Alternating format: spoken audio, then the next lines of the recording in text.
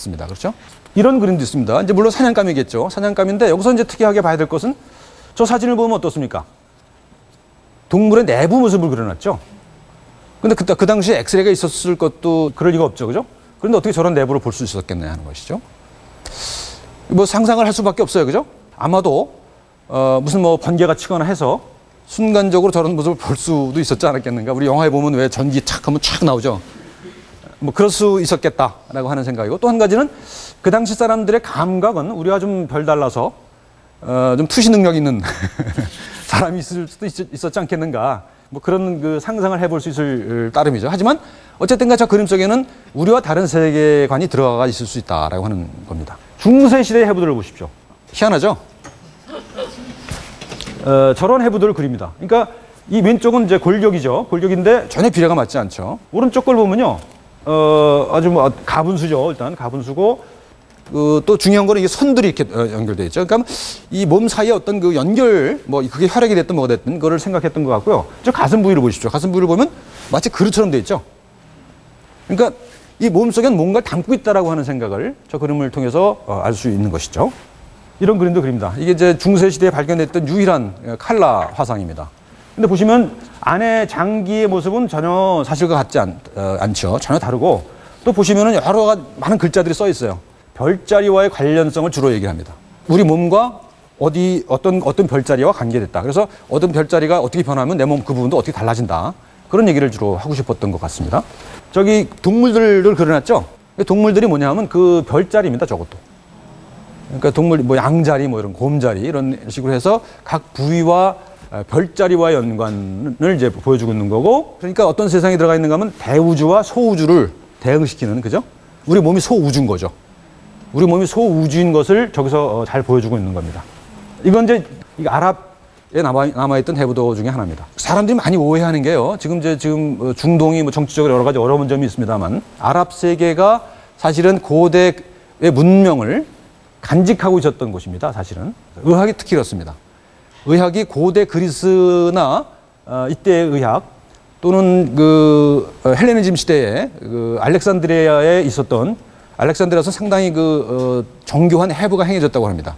그런 의학적 지식들이 중세 유럽을 우리가 암흑기라고 그러는데, 그런 암흑기를 거치면서 더 사라져 버리죠. 그런데 그 사라진 것을 어디에 간직하고 있었는가? 아랍에 간직되어 있었다는 것이죠. 그래서 나중에 르네상스 때는 그 아랍에 간직되어 있었던 그런 것들을 다시 번역을 합니다. 다시 번역을 해서 이제 르네상스라는 게 다시 찾는 거지 않습니까? 고대의 전통을. 그래서 그게 의학도 그렇습니다. 그래서 중세의 의학은 상당히 아랍의 의학이 상당히 앞서 있었다고 볼 수가 있습니다. 자, 이제 르네상스로 넘어가죠. 르네상스의 천재, 레오나르도 다빈치입니다. 그죠? 근데 여기서 보면은 이제는 뭐가 보입니까? 인체를 어떻게 보고 있죠? 기하학적으로 설명하고 있죠. 그러니까 정사각형 원, 이런 걸 가지고 설명하고 있습니다. 그래서 비례가 중요한 겁니다. 그래서 이때는 이제 그 가장 완전한 도형을, 뭐 고대로부터 그렇게 얘기했습니다만, 예를 들면 피타고라스로부터 나오는 그런 이야기입니다만, 이 원이 가장 완벽한 도형이죠. 그죠? 그 다음에 이제 완벽한 게 이제 정사각형이죠. 그래서 이 가장 완벽한 도형인 원과 이 정사각형 안에 우리 몸을 집어넣는 겁니다. 그렇죠? 그래서 저도 어렸을 때 그런 거 많이 해봤는데, 이렇게 벌려서죠? 이 손가락 끝에서 이 손가락까지 재고 키를 재면은 거의 같더라고요. 그죠? 해보셨어요? 그래서 그런 장난을 좀 하고 그랬었는데, 레오나르도 다빈치는 그걸 이제 염두에 두고 우리 몸을 신체의 비례로 설명을 했던 것이죠. 근데 레오나르도 다빈치는 대단한 예술가이고 또 대단한 과학자이기도 하죠. 그 다음에 아주 모든 것을 갖추는 그런 사람입니다. 이 사람도 이제 해부를 해요. 해부를 하는데, 뭐 해부를 하기 위해서 뭐 도굴도 하고 그랬다고 그래요. 어쨌든 간에. 근데 심장은 그 외형을 보면 굉장히 사실적으로 그려놨습니다. 근데 저 단면들을 보시면 뭔가 좀 이상해요. 이 가운데 그 심실과 심실 사이에 그 중격이 있죠. 근데 거기 보면 가운데 무슨 검은 선들이 가 있죠. 실제로 심장을 잘라보면 저런 거 없습니다. 매끈하거든요. 근데 왜 저렇게 그렸을까 하는 겁니다. 그 이유는 뭐냐 하면요, 고대 그리스 이후에, 그러니까 히포크라테스 이후에 서구 의학의 중심 개념은 뭔가 하면 체액 이론입니다. 그러니까 우리 몸에 4가지 액체가 있다고 하는 겁니다. 혈액, 점액, 흑담즙, 황담즙이라는 4개의 체액이 있고 그 체액이 균형을 이루었을 때 건강하다라고 얘기한 겁니다. 근데 여러분들 이제 지금 많이 쓰는, 영어로 많이 쓰는 멜랑콜리라는 말이 있죠. 멜랑콜리라는 말이 어디서 유래한 건지 아세요? 바로 흑담즙입니다. 그러니까 흑담즙이 많은 사람은 멜랑콜리한 거예요. 그 다음에 다혈질이라는 말 있죠. 혈액이 많은 사람은 다혈질인 거죠. 그래서 거기서 유래한 겁니다. 지금 여기까지. 그래서 이게 그런 사치액설인데 그 아주 주도적인 이론은 뭐였는가 하면 혈액에 관한 겁니다. 혈액은 지금은 이제 우리가 순환한다는 거 알고 있죠. 근데 그 당시에는 순환이 없어요. 순환이 없고 간에서 피가 만들어지면 이 피가 온몸을 돌다가 사라진다고 생각했습니다. 그 다음에 동맥에는 피가 없어요. 동맥에는 이 공기로 차 있다고 생각했습니다. 그래서 이 정맥혈과 동맥의 공기가 만나는 데가 바로 저기라고 생각했던 겁니다. 그러니까 구멍이 있어야 되는 거죠. 그래서 그런 개념이 약 1500년간 서구 의학을 지배해옵니다. 그러니까 레오나르도 다빈치와 같은 천재조차도 그 개념에 빠져들 수밖에 없었던 것이고 본다고 하는 것은 상당히 주관적인 요소가 있다는 그런 얘기죠. 자, 그 다음에 이제 16세기로 오면요. 16세기로 오면 본격적으로 사람 몸을 해부를 하기 시작합니다. 이전에도 해부를 한 적이 있었습니다만은 지금과 같은 사실적인 몸을 그리진 않았어요.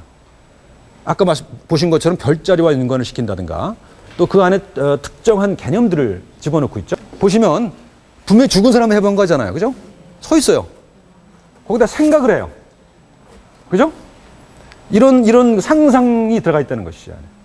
그러니까 아까 보셨던 것처럼 이건 분명히 과학이지만, 그죠? 이 그림을 그리기 위해서 수많은 시체를 해부를 했거든요. 베살리우스라고 하는 사람입니다.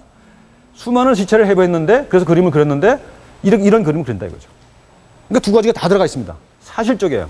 우리 몸과 거의 똑같아요. 우리 몸 보는 거 거의 똑같아요. 하지만 상상력이 들어가 있어요. 예술로 성화되어 있습니다. 보십시오. 또 그리고 배경이 있어요.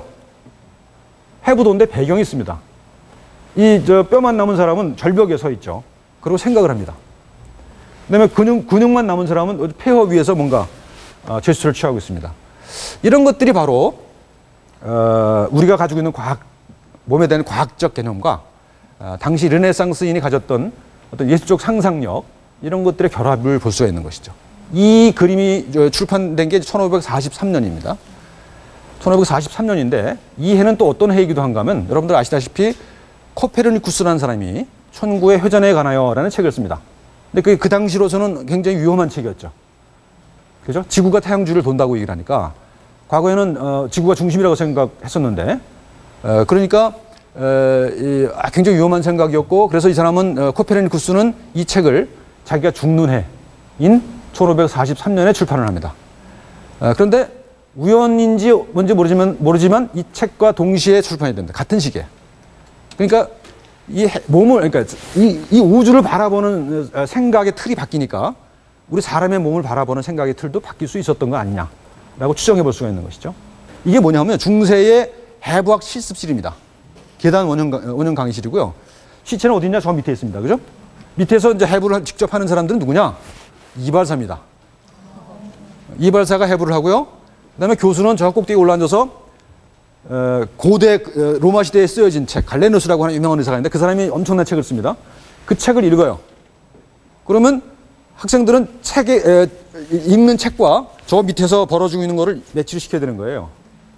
이 밑에서 해부가 실제로 행해지고 있는데 그거하고 마취를 시켜야 되는 매치가 안 되는 게 많죠. 그러니까 학생들은 자기가 직접 시체를 해부를 하지 않았기 때문에 그냥 교과서를 확인하는 것에 불과했다는 것이죠. 해부학 실습이라는 것이. 그러니까 뭐 아주 다양한 상상을 했겠죠. 그죠? 사람의 모습을 그려놓고요. 사람의 그 해부한 모습을 그려놓고 그 옆에다 뭘 그려놓냐면요. 집을 그려놓습니다. 그러니까 이렇게 옥탑이 있고 이렇게 집이 쭉 있잖아요. 그럼 그 안에서 이제 벽난로가 있고 서양이니까요. 벽난로가 있고 하수구가 있어요. 그 다음에 밑에 이제 불 때는 데가 있고 하수구가 내려가는 데가 있단 말이에요. 사람의 해부도를 그렇게 그려놓고 머리는 옥탑이고 이런 식으로 해서 이 사람의 모습을 이 집에 비유를 합니다. 그리고 다양한 상상이 허용됐던 시기고요. 그래서 많은 과학적 오류가 있었지만 여전히 상상력으로 인해서 또 아주 풍부한 그런 그 사유를 할 수 있었을 거라는 것이죠. 자, 이제 동양으로 넘어옵니다.